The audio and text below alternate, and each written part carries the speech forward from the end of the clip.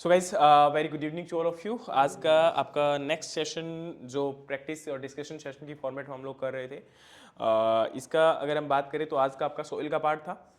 सबसे पहला क्वेश्चन आज का जो है, मेनली हम लोग पहले माइक्रोन्यूट्रिएंट जो डेफिशिएंसीज है उसके ऊपर डिस्कशन करेंगे। दूसरा आपका यहाँ पर टॉक्सिटी और डिसऑर्डर के बारे में, और तीसरा यहाँ पर जो इंपॉर्टेंट सोर्स ऑफ न्यूट्रिएंट है, यानी कि मेजर पार्ट आपका सोइल का और न्यूट्रिएंट का जो है वही हमारा रहने वाला है। तो सबसे पहला, ब्लॉसम एंड रोट जो डिजीज होता है टोमेटो के अंदर, उसके लिए कौन सा न्यूट्रिएंट रिस्पॉन्सिबल है? Is your hand. Calcium. Calcium, very good.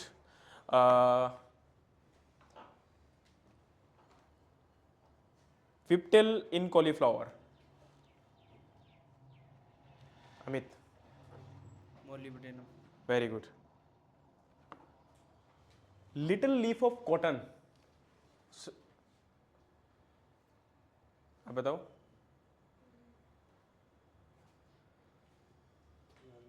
Sanjay. Zinc sir. Zinc, पक्का लॉक कर दूं? तो वाइट बर्ड मेज, जिंक की डेफिनेशन। ठीक है। Khaira disease of rice, zinc की। रेक्लामेशन डिजीज, कॉपर जी। Copper, great. बैठिए। ग्राउंडनट के अंदर पॉपिंग किसकी वजह से होता है? Harpreet. Calcium. Calcium, great.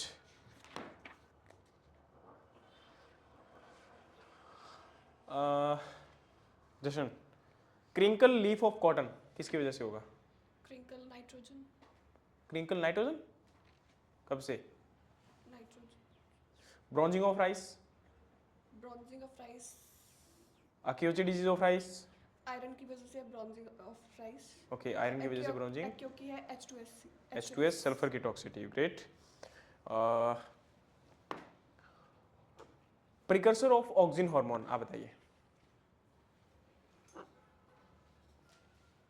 Next Sahil, आप तैयार रहना।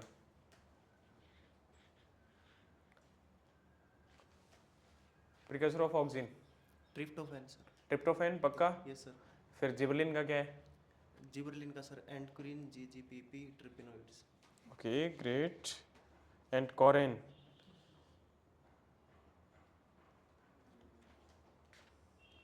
अगर रेटिंग चार्ट ऑफ सॉइल की बात करते हैं तो उसके अकॉर्डिंग अवेलेबल जो नाइट्रोजन होती है वो मीडियम लेवल नाइट्रोजन कितने से कितने की रेंज में होती है, या फिर मीडियम लेवल नाइट्रोजन जो आपका सॉइल में प्रेजेंट है, अवेलेबल है, उसका रेंज कितना होगा?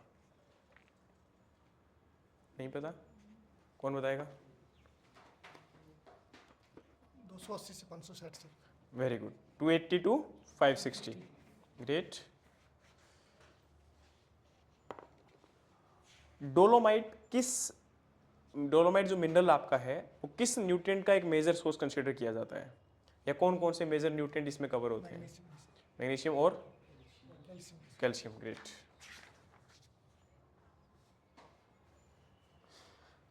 Rhizobium species as a biofertilizer use किया जाता है, मानते हो?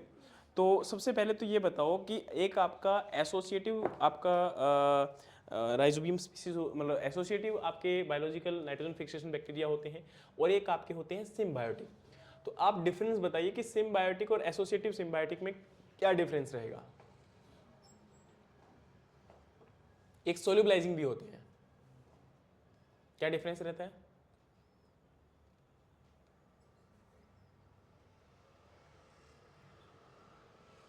देखो, आपको पहले भी मैंने बताया था कि देखो, जब भी बायो फर्टिलाइजर की बात करते हैं तो बायो फर्टिलाइजर जब हम एसोसिएटिव सिम्बायोटिक की बात करते हैं और सिम्बायोटिक की बात करते हैं, दोनों में कंफ्यूजन हो जाता है। देखो, सिम्बायोटिक का मतलब क्या होता है भाई? कोई भी आपका जो एक ऑर्गेनिज्म है वो एक प्लांट के साथ एक सिम्बायोटिक, एक ऐसा रिलेशनशिप बनाएगा जिसमें दोनों एक दूसरे को क्या करेंगे? बेनिफिट करेंगे, ठीक है? तो आपका सिम्बायोटिक में क्या होता है? जैसे फॉर एग्जांपल हम राइजोबियम स्पीसीज की बात करते हैं तो ये लेग्यूम्स के साथ सिम्बायोटिक एसोसिएशन में होते हैं। लेग्यूम से ये फूड लेते हैं और लेग्यूम क्रॉप को नाइट्रोजन जो आपका एनवायरमेंट में अवेलेबल है उसको फिक्स करके अवेलेबल करवाने का काम करेंगे। दूसरी तरफ आपके एसोसिएटिव सिम्बायोटिक वो होते हैं जो कि एक पर्टिकुलर क्रॉप के साथ ही क्या होते हैं? एसोसिएटेड रहते हैं, ठीक है? दूसरी तरफ अगर हम बात करें तो फ्री लिविंग होते हैं। फ्री लिविंग कौन से होते हैं? जैसे कि एजोटोबैक्टर की अगर हम बात करें तो ये फ्री लिविंग है ना, इसको किसी के सपोर्ट की आवश्यकता नहीं होती है। फिर अगर हम बात करें तो आपका एक सोल्युबलाइजिंग बैक्टीरिया यहाँ पर कंसिडर किए जाते हैं, जैसे कि हम फॉस्फोरोसोल्युबलाइजिंग की बात करते हैं। वो क्या होते हैं? जो आपका सोइल के अंदर फिक्स फॉर्म में न्यूट्रिएंट प्रेजेंट है उनको आपका अवेलेबल करवाते हैं, उनको सोल्युबलाइज करके और प्लांट के लिए अवेलेबल करवाने के लिए क्या करते हैं? हेल्प करते हैं। ठीक है, चलिए अब आपका यहाँ पर क्वेश्चन की बात करें तो देखो नॉर्मली एक ज़्यादातर जो न्यूट्रिएंट चार्ट है वहाँ से क्वेश्चंस आ जाते हैं कि जो मैक्रो न्यूट्रिएंट और माइक्रो न्यूट्रिएंट के डिफरेंस की बात करते हैं तो उनका जो सिम्टम्स है वो कहाँ पर शो होते हैं। ठीक है, तो उसमें एक ना फ्लो चार्ट आपको ऑलरेडी जो मैंने बना के बताया हुआ था, वैसे इसमें एक जस्ट बोलना बड़ा डिफिकल्ट हो जाता है, लेकिन फिर भी उसको हम लोग आपके जो है चार्ट आप मुझे बना के दिखाइएगा, फिर हम लोग बात करेंगे उसके बारे में। ठीक है, अगला हमारा यहाँ पर एक क्वेश्चन है कि जो आपका बेंगलुरु मेथड है कंपोस्टिंग बनाने का, वो किसके द्वारा प्रपोज किया गया था या किसने उस मेथड को प्रपोज किया था? Just raise your hand if you know the answer. Sahil. CN Acharya sir. CN Acharya, very good.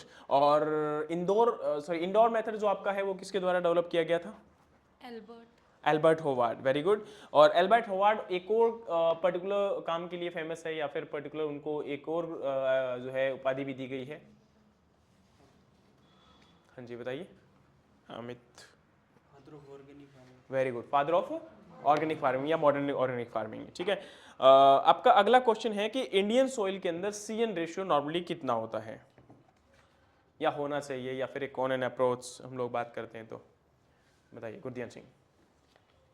10 से 12 सर। 10 से 12 ना, 10 to 12, वेरी गुड।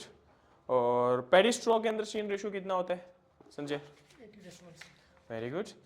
और अगला क्वेश्चन है यहाँ पर, अगर हम बात करते हैं, हरप्रीत आप बताओ, एक ऐसी ग्रीन मैन्योर क्रॉप जो कि ग्रो करवाई जाती है उस एरिया में जहां पर पानी की कमी है, सॉल्ट टॉलरेंट कंडीशन है, वाटर लॉगिंग कंडीशन भी होती है, तो वहां पर ग्रो करवाई जा सकती है, ऐसी एक ग्रीन मैन्योर क्रॉप का, एक आइडियल ग्रीन मैन्योर क्रॉप का एग्जांपल दीजिए। Dhaincha, are you sure? Why not sesbania? Because sesbania जो है वो एक अपलैंड कंडीशंस के लिए बेटर होती है। ठीक है, और एरेबल लैंड उसके लिए रिक्वायरमेंट होता है। ठीक है, ड्रेन सॉइल के अंदर अडेप्टेड होती है ये। ठीक है, अगला आपका क्वेश्चन है यहाँ पर, हमारे सॉइल के अंदर जो टोटल नाइट्रोजन है वो किस मेथड के द्वारा हम लोग ऑब्जर्व कर सकते हैं? जशन। Kejeldal method. वेरी गुड, शाबाश।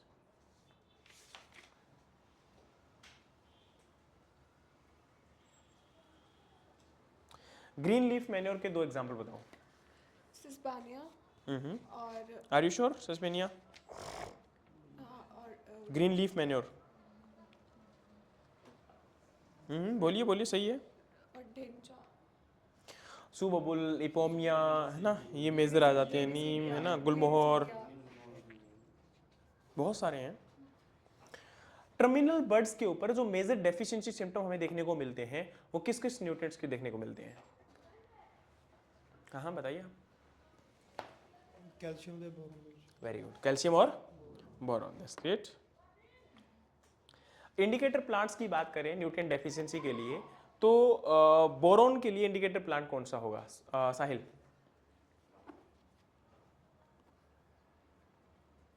Sunflower sir. Very good, sunflower. और आयरन के लिए? Sorghum sir. Sorghum. Amit, Amit को दीजिए। सोडियम के लिए कौन सा होगा? Sugar beet. Sukhvinder Singh. Copper के लिए? Beet sir. Wheat, very good. और फॉस्फोरस के लिए? जशन।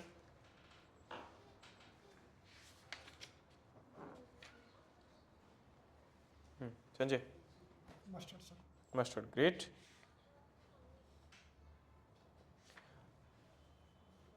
ठीक है, सो आज के लिए एक क्वेश्चन सेशन इतना ही होगा। अभी हम अपना डिस्कशन स्टार्ट करेंगे।